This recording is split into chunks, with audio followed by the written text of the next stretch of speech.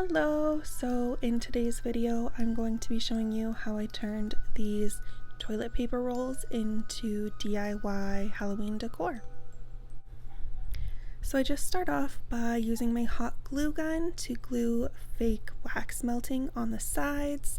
I can't take credit for this, I did see it on Pinterest, so I will link that post down below. I just thought it was cool and thought I would just recreate my own version.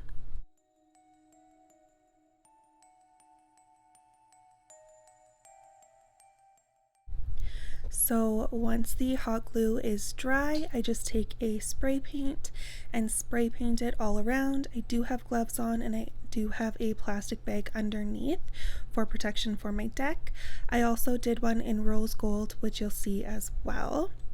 Once the spray paint is dry, I put little light up tea lights that are flameless in the tops, and there you have it, DIY Halloween candle decor. Thank you so much for watching. Let me know if you try this out, and we will see you in tomorrow's video for 31 days of TawnyandRex.